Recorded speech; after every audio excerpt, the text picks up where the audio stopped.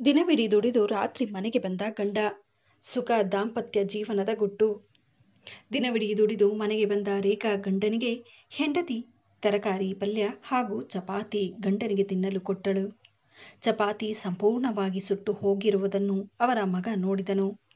ಚಪಾತಿ ಸುಟ್ಟು ಹೋಗಿದೆ, ಅಪ್ಪ ಹಾಗೆ ಅದನ್ನು ತಿಂತಿದ್ದಾರೆ, ಯಾರಾದರೂ ಅದನ್ನು ಗಮನಿಸಿದ್ದಾರೋ ಇಲ್ಲವೋ ಎಂದು ಮಗ ಯೋಚಿಸಲು ತೊಡಗಿದ.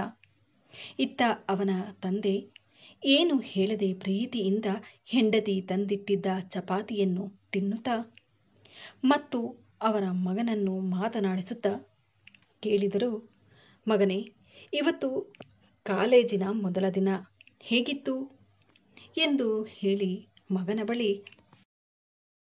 ಮಾತನಾಡುತ್ತಾ ಇದ್ದಾಗ ಹೆಂಡತಿಯ ಗಮನ ಆ ರೊಟ್ಟಿಗಳತ್ತ ಹೋಗುತ್ತಾಗ ರೊಟ್ಟಿಗಳು ಸುಟ್ಟಿರುವುದು ಅವಳಿಗೆ ಕಂಡಿತು. ಅವಳು ಮಾಡಿದ ಆ ತಪ್ಪಿಗಾಗಿ ತನ್ನ ಗಂಡನಲ್ಲಿ ಅವಳು ಕ್ಷಮೆ ಕೇಳುತ್ತಾಳೆ. ಹೆಂಡತಿಯನ್ನು ಗಂಡ ನೋಡುತ್ತಾ ನಗುತ್ತಾ ಹೇಳುತ್ತಾನೆ, ಚಿಂತಿಸಬೇಡ, ನನಗೂ ಸುಟ್ಟ ರೊಟ್ಟಿ ಅಂದರೆ ಇಷ್ಟ. ಏನೋ ದೊಡ್ಡ ತಪ್ಪು ಮಾಡಿದ ಹಾಗೆ ಕ್ಷಮೆ ಕೇಳ್ತಿದ್ದೀಯ ಎಂದು ಹೇಳಿ ಸುಮ್ಮನಾಗ್ತಾರೆ.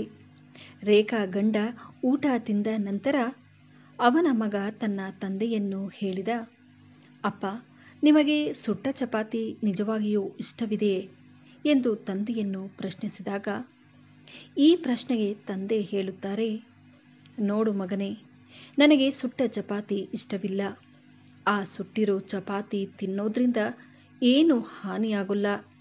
ಆದರೆ ಆ ಒಂದು ಸುಟ್ಟ ಚಪಾತಿಯಿಂದ ಸಂಬಂಧಗಳಿಗೆ ಹಾನಿ ಮಾಡುವುದು ನನಗಿಷ್ಟ ಇಲ್ಲ. ಅವಳು ಕೂಡ ನಮಗೋಸ್ಕರ ಎಷ್ಟೆಲ್ಲ ಕಷ್ಟಪಡ್ತಾಳೆ. ದಿನವಿಡೀ ಅವಳನ್ನು ಅವಳು ಮರೆತು ಮನೆಯಲ್ಲಿ ನಮಗೋಸ್ಕರ ಎಷ್ಟೆಲ್ಲ ದುಡಿತಾಳೆ. ನಾವು ಕೂಡ ದುಡಿಯೋದಕ್ಕಂತ ಹೊರಗಡೆ ಹೋಗ್ತೀವಿ. ಇಂತಹ ಎಷ್ಟೋ ತಪ್ಪುಗಳು ನಮ್ಮಿಂದ ಆಗ್ಬಿಡುತ್ತೆ. ಹಾಗಂತ ಹೇಳಿ ಆ ವಿಷಯವನ್ನು ದೊಡ್ಡದು ಮಾಡೋದು ಎಷ್ಟು ಸರಿ? ನೋಡು ಮಗನೇ, ನನ್ನ ಜೊತೆ ನಿಮ್ಮಮ್ಮ ಕೂಡ ಮನೆಯಲ್ಲಿ ಎಷ್ಟು ಕಷ್ಟಪಟ್ಟು ದುಡಿತಾಳೆ. ಆದರೆ ಒಂದು ದಿನಾನೂ ಅವಳ ಕಷ್ಟ ಸುಖ ನಾವು ನೋಡೋದಿಲ್ಲ. ಅವಳ ಸಂತೋಷನ ಕೂಡ ನಾವು ನೋಡಲ್ಲ. ಹಾಗಿದ್ದ ಮೇಲೆ ಅವಳ ತಪ್ಪುಗಳನ್ನು ಹೇಗೆ ನಾವು ಎತ್ತಿ ತೋರಿಸೋದಕ್ಕಾಗುತ್ತೆ? ಈ ಮನೆ ಹಾಗೂ ನಮಗೋಸ್ಕರ ನಿಮ್ಮಮ್ಮ ಎಷ್ಟೆಲ್ಲ ತ್ಯಾಗ ಮಾಡ್ತಾಳೆ. ಅಂತಹದ್ರಲ್ಲಿ ಇಂತಹ ಚಿಕ್ಕ ತಪ್ಪುಗಳನ್ನು ಗುರುತಿಸಿ ದೊಡ್ಡದು ಮಾಡೋದ್ರಿಂದ ಏನಾದರೂ ಪ್ರಯೋಜನ ಇದೆಯಾ? ಸಂಬಂಧಗಳು ಗಟ್ಟಿಯಾಗಿ ಇರಬೇಕು ಅನ್ನೋದಾದರೆ ಇಂತಹ ಚಿಕ್ಕ ಪುಟ್ಟ ತಪ್ಪುಗಳನ್ನೆಲ್ಲ ಲೆಕ್ಕಕ್ಕೆ ಇಡಬಾರದು. ಇಂತಹ ಚಿಕ್ಕ ಪುಟ್ಟ ತಪ್ಪುಗಳಿಂದಲೇ ಮನಸ್ಸುಗಳಲ್ಲಿ ಬಿರುಕು ಉಂಟಾಗೋದು. ಆ ಒಂದು ಚಪಾತಿಯಿಂದಾಗಿ ಮನಸ್ಸುಗಳಲ್ಲಿ ದ್ವೇಷ ಹುಟ್ಟಿಸಿಕೊಳ್ಳುವುದು ನನಗೆ ಇಷ್ಟ ಇಲ್ಲ. ಸಂಬಂಧಗಳನ್ನು ಮುರಿಯೋದಕ್ಕೆ 1 ನಿಮಿಷ ಸಾಕು. ಅದಕ್ಕೆ ಮೌನವಾಗಿ ಸುಟ್ಟ ರೊಟ್ಟಿಗಳನ್ನು ತಿಂದೆ ಎಂದು ಹೇಳಿ ಮೌನವಾಗ್ತಾರೆ.